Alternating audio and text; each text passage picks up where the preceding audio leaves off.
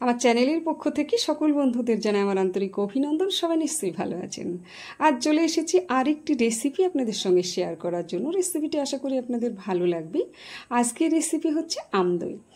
তো সেই জন্য প্রথমে গরুর দুধ নিয়েছি, আর দুধটা আমি এখন গ্যাসে বসিয়ে দিয়েছি, আর এটা খুব ভালো করে ফুটিয়ে নিতে হবে। তো এখন দুধ নেব আরেকটু, সেটা হচ্ছে গুঁড়ো দুধ। এটা 10 টাকা প্যাকেটের 1 প্যাকেট দুধ আমি নিয়েছি, আর গরম জল দিয়ে এটা খুব ভালো করে গুলে নিতে হবে, এতে যাতে কোনো রকম দানাদার না জমে যায়। তো সেই জন্য খুব ভালো করে এটা গুলে নিতে হবে। এখন গলে নিয়েছি মোটামুটি। আর এদিকে কিন্তু যে গরুর দুধটা আমি গ্যাসে বসিয়েছিলাম সেটাও কিন্তু আমার ফোটানো চলছে, আর এটাও এখন হয়ে গেছে। তো আমি এখন অ্যাড করে দেবো গরুর দুধের সঙ্গে দিয়ে খুব ভালো করে এটা কিন্তু ফুটিয়ে নেব আস্তে আস্তে করে। তো এখন গ্যাসের চুলায় আস্তে আস্তে কিন্তু এটা ফুটিয়ে নিতে হবে, একটু গাঢ় গাঢ় করে নিলে দইটা কিন্তু খুব সুন্দর হবে। আমি এদিকে কিছু টক দই নিয়েছিলাম প্রায় 100 গ্রাম মতো, আর সেটা জল ছেঁকতে রেখে দিয়েছি, মানে জলটা ঝরিয়ে নিলে এটা কিন্তু খুব সুন্দর হবে। আর এখন একটা আম নিয়েছি পাকা, আমটাকে আমি কুচি কুচি করে কেটে নিয়েছি, আর একটা মিক্সচার নিয়েছি, তাতে এখন দিয়ে দিলাম সবটা।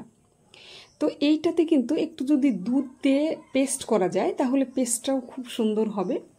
জল না দিয়ে এখানে আমি দুধের দিয়ে দিলাম। তো দুধ দিয়ে পেস্ট করে নেব, আর এদিকে দুধটাও কিন্তু গাঢ় গাঢ় হয়ে গেছে, মোটামুটি জাল করা। তো এখন একটু চিনি দিয়ে দিলাম স্বাদ মতো, খুব বেশি চিনি এখানে অ্যাড করব না, কারণ যেহেতু আমের একটা মিষ্টি আছে, তো সেই জন্য। এটা পেস্ট করা হয়ে গেছে আমটা, আর দেখুন মাড়িটা খুব সুন্দর হয়েছে, আর এটা মোলায়েম হয়েছে। এটা মোলায়েম না হলে দইটা কিন্তু খুব একটা ভালো হবে না, গোটা গোটা থাকবে, সেখানে কিন্তু দইটা খুব একটা ভালো লাগবে না। তো আমার দুধটা হয়ে গেছে, দুধটা নামিয়ে এখন ঠান্ডা করে নিয়েছি খুব ভালো করে। আর এরপরে আমি এখানে দিয়ে দেবো যে দইটা আমি জল ঝরিয়ে রেখেছি, তো সেই দইটা কিন্তু এখানে অ্যাড করে দিচ্ছি।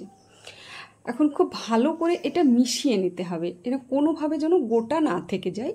তো সেই জন্য খুব ভালো করে এটা কিন্তু আস্তে আস্তে মিশিয়ে নিতে হবে, দানাগুলো একদম ঝরিয়ে নিতে হবে। এরপর খুব ভালো করে মিশিয়ে নেওয়ার পরে এখানে কিন্তু আমি যে আমের পালটা বের করেছি সেটা কিন্তু দিয়ে দেব। আমার চ্যানেলে যারা নতুন নতুন আসবেন অবশ্যই চ্যানেলটি সাবস্ক্রাইব করে রাখবেন, আর পাশে থাকা বেল বাটনটি ক্লিক করে দেবেন, তাহলে ভিডিও ছাড়ার সঙ্গে সঙ্গে পেয়ে যাবেন। আর ফেসবুক প্রোফাইলে আছে ইসলিয়া বিশ্বাস নামে আমার চ্যানেল, আর ইউটিউবে আছে আইবি কিচেন। যে যেখান থেকে দেখবেন অবশ্যই কমেন্টস করে জানাবেন আপনাদের ভিডিওটি কেমন লেগেছে। আর এই ধরনের দই অবশ্যই বাড়িতে খেয়ে দেখবেন, এটা কিন্তু খুব টেস্টি হয়। তো এখন খুব ভালো করে এটা মিশিয়ে নিয়েছি, দই এবং আম আর তার সঙ্গে যে জাল করা দুধ সেটা। এবং খুব ভালো করে এটা মিশিয়ে নিতে হবে হাত দিয়ে। আর মেশানোর পরে এটা কিন্তু 2 গ্লাস আমি নিয়েছি, তো এই গ্লাসের মধ্যে দিয়ে দিতে হবে। তো খুব ভালো করে এখন মিশিয়ে নিচ্ছি। তো এখন মেশানো মোটামুটি হয়েই এসছে, এটা এখন আমি সরিয়ে দেব, দিয়ে গ্লাস দুটো কাছাকাছি টেনে নিয়ে আমি এখন চামচের সাহায্যে গ্লাসে দিয়ে দেব। আমার 2 গ্লাস হবে, তো পুরোটাই এখন কিন্তু 2 গ্লাসে সমান করে দিয়ে দিতে হবে একদম।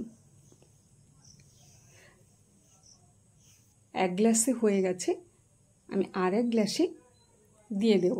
দেওয়া হয়ে গেছে, সবটাই আমি তুলে দিচ্ছি। আমার দেওয়া হয়ে গেছে, এখন একটু ট্যাপ করে নেব, ভেতরে যেন কোনো ফাঁকা না থেকে যায়। আমার ট্যাপ করা হয়ে গেছে, এখন এইটা কিন্তু ঢেকে দেব। এটা মুড়ে সুন্দর করে একটা মুড়ে নেব,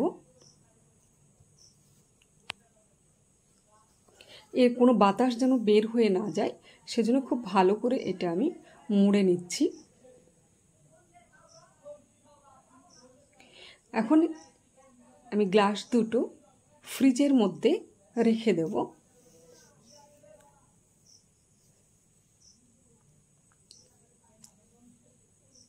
দুটো গ্লাসই আমি ফ্রিজের মধ্যে দিয়ে দিচ্ছি। এখন প্রায় ঘন্টা 3 ফ্রিজের মধ্যে থাকবে, তারপরে আমি বের করেছি। আপনারা চাইলে তার বেশিও রাখতে পারেন, তবে আমি 3 ঘন্টায় রেখেছিলাম। 3 ঘন্টা পর আবার আমি বের করেছি। দেখুন খুব সুন্দর হয়ে দইগুলো কিন্তু বসে গেছে, আর এটা খুব টেস্টিও হয়েছে। এখন একটা বাটিতে তুলে নেব কিছুটা, আর দেখুন কি সুন্দরভাবে বসেছে দইটা। আর এই দই কিন্তু একবার খেয়ে দেখলে অন্য দই খেতেই ইচ্ছে করবে না, এতটাই টেস্টি হয় এই আম দই।